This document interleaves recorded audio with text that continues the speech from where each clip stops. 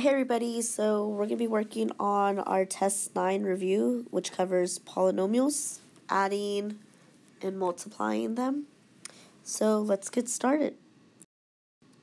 So problem number 1, what you're going to want to do is get rid of those parentheses.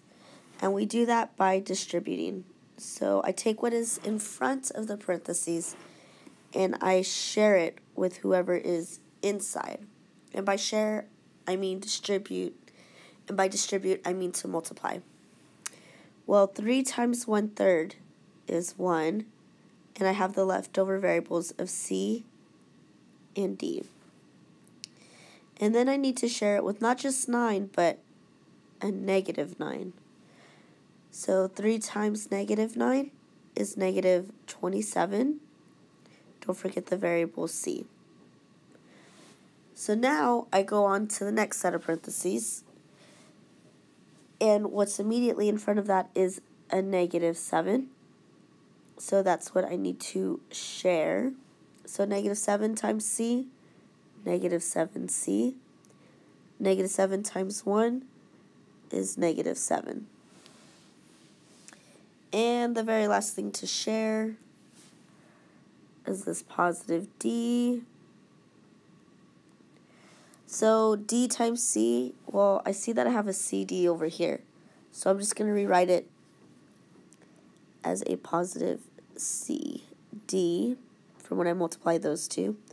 And the last one is a positive 4D.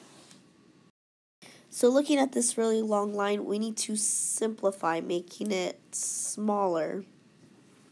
So let's look at those CDs real quick, because that's what we were just talking about. You have 1 there, and you have 1 over here. So 1 plus 1 is 2CD. And if we look at our answer choices, they all have that. The next letter is the C. So let's look at C's. I have a -27 and a -7. So -27 minus 7, it's going to be a bigger negative number, and that's a -34C. So definitely no, that's a positive. There's your answer. It has that -7 and the positive 4D in it as well. All right, let's move on to problem 2. A rectangle has a length of x plus 2 and a width of 2x plus 3. Find an expression that represents the area of the rectangle and write it in simplified form. So if we're going to do that, you need to know how to find the area of a rectangle. Well, area is just length times the width, which we know both. So x plus 2 and 2x plus 3. So I'm going to take this x and I'm going to distribute it. There you go. So x times 2x is going to give me 2x squared, because x times x is x squared. And x times a positive 3 is a positive 3x. Then I'm going to take this positive 2 and share that with what's in the other parentheses. 2 times 2x is 4x. 2 times 3 is positive 6. Looking at that, what can I combine? My insides, of course. 3 plus 4 is 7x. So my final answer, and I'm going to write it off to the side right here, put a little arrow, is 2x squared plus 7x plus 6.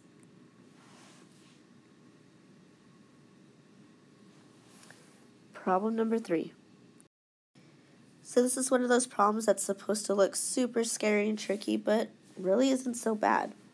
We notice that there's a square there, which means that there is 2 of them. So I'm going to rewrite it so that I have 2 3x plus 1s. Here's 1 Here's 2. So that took care of that square. It's no longer there. And I do exactly what I did for problem 2. I take this 3x and I share it. 3x times 3x, 9x squared. 3x times positive 1 is positive 3x. A positive 1 times 3x, 3x, positive 3x. And 1 times 1 is 1. Combine your two middle terms, and you'll get the final answer of 9x squared plus 6x plus 1. Problem number 4. Same process, but now you have a y squared times a y squared. But remember, your laws of exponents say when you're multiplying to add the exponents. So y squared times y squared will be y to the 4th.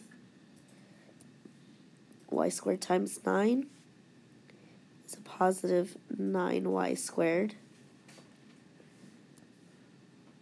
And move on to the next number, negative 9 times y squared, negative 9y squared. Negative 9 times a positive 9 is a negative 81. Now if we focus on the middle, you have a positive 9 and a negative 9. Those two are going to cancel out, which will leave you with your final answer of y to the 4th minus 81. Problem number 5. Same thing. Take the first and share it. 60 times 8d is 48d squared. 60 times negative 3 is negative 18d. And if we move on to positive 4, when I distribute that out to both of those, I will get a positive 32d minus 12. So looking at that, what can be combined?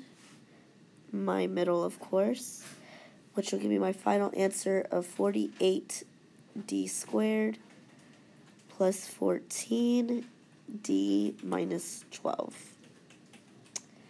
Alright, so I'm just going to set up the next problem for you. And you can finish it because it is just like problem number 3.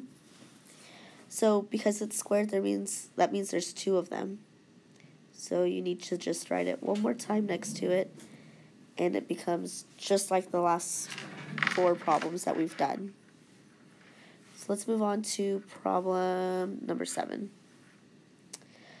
So this one, just like some of the other ones, kind of look difficult, but it's really not.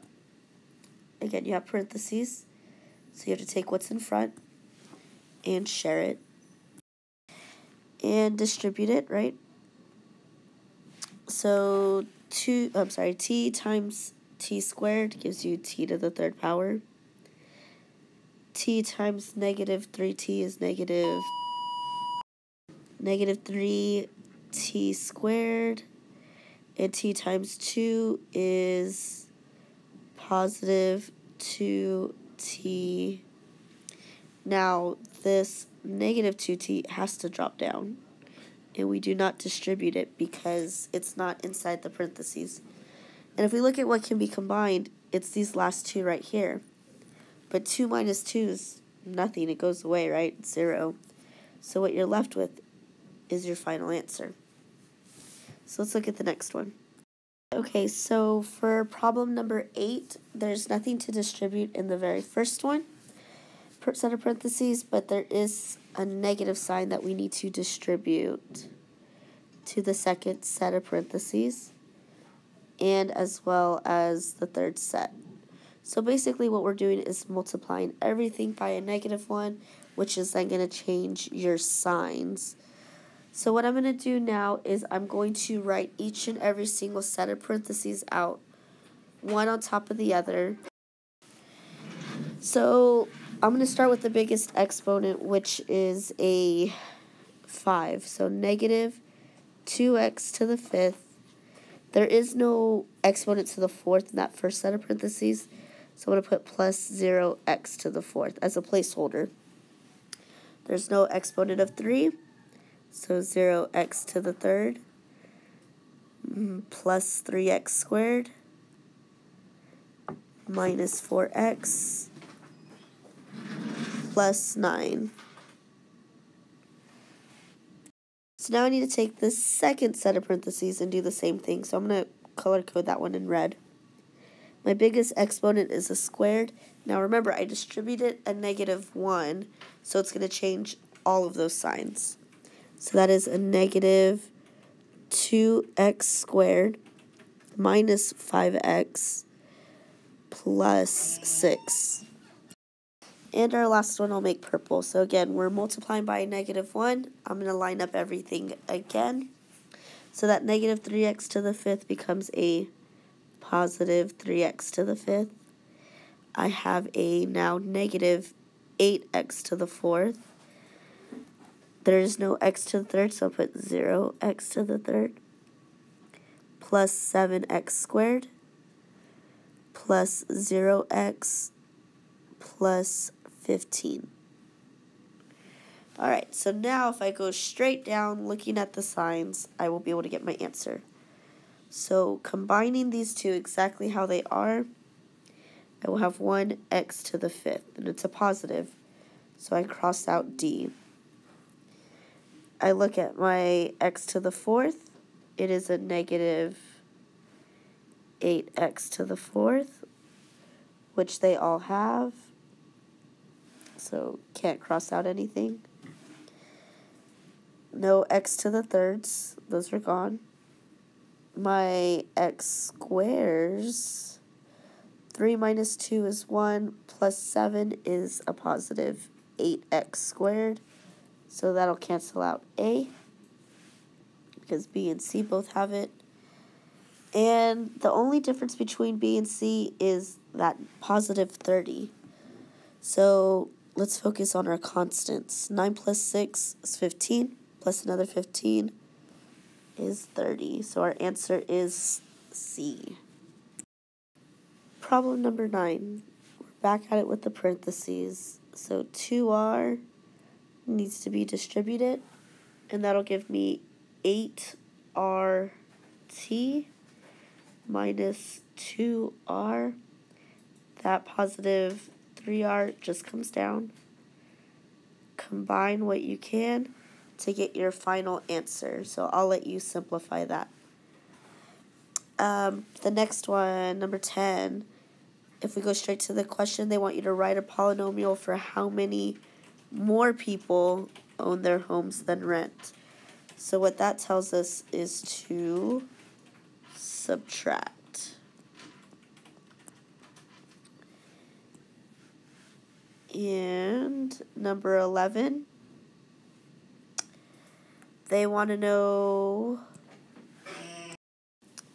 it says a shoe company is going to close one of its 2 stores and combine all the inventory. So if we are combining, we are going to add. So you just need to add those 2 straight down and see which one of those is your answer. Number 12, you have a set of parentheses you need to get rid of and deal with first. So when you distribute, you're going to distribute 2/3. And the 9q squared and that positive 5q squared are going to come down. And then you combine whatever you need to. And I believe this is your last problem. Yep, good luck on your test.